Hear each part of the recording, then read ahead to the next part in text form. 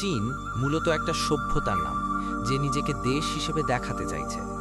রাষ্ট্রবিজ্ঞানী Lucien পাইয়ের এই কথাটি দিয়েই শুরু করা যাক। 2006 সালের অক্টোবর মাস।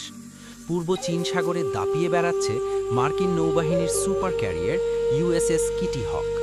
হঠাৎ কোনো সতর্কতা ছাড়াই মার্কিন বহরের ঠিক মাঝখানে ভেসে উঠল চীনের একটি সাবমেরিন।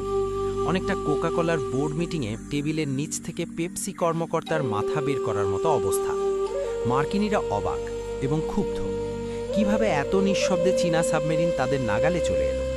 চীন হাসি মুখে জবাব দিল, আরে বড়ই কাকতালীয়, আমরা তো জানতামই না তোমরা এখানে আছো।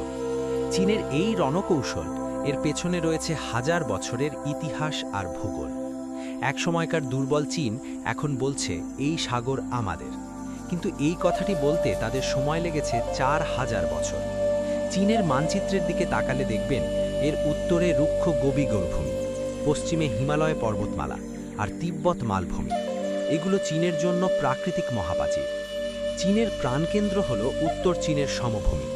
এখানকার হুয়াংহো নদীকে চীনেরা বলে হ্যানের পুত্রদের অভিশাপ। আবার এই নদী তাদের সভ্যতার জননীয়।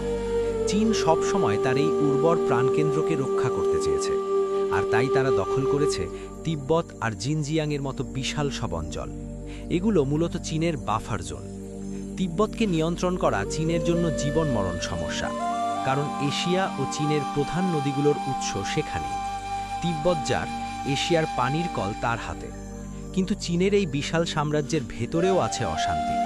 জিনজিয়াংয়ের উইঘুর মুসলিম কিংবা তিব্বতীদের অসন্তোষ দমাতে চীন ব্যবহার করছে এক অদ্ভুত কৌশল, হ্যান অভিবাসন, অর্থাৎ মূল চীনা জনগোষ্ঠীকে এসব এলাকায় বসতি স্থাপনে উৎসাহিত করা।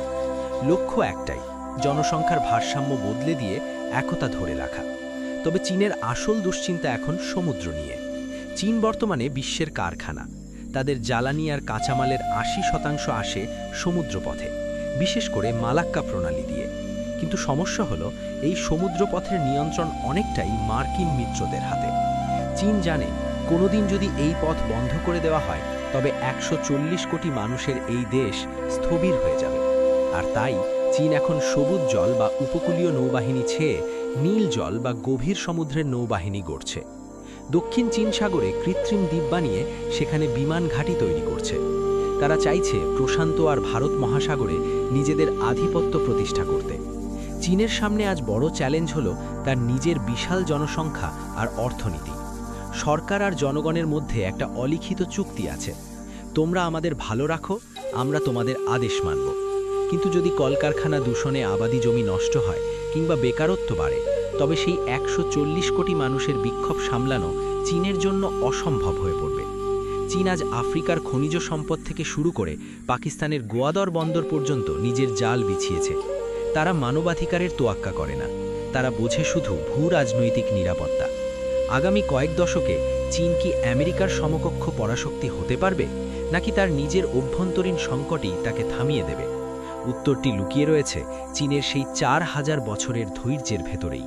ইতিহাসের আরও অজানা গল্প জানতে লাইক করুন এবং সাবস্ক্রাইব করুন আমাদের চ্যানেল সময়ের ইতিকথা।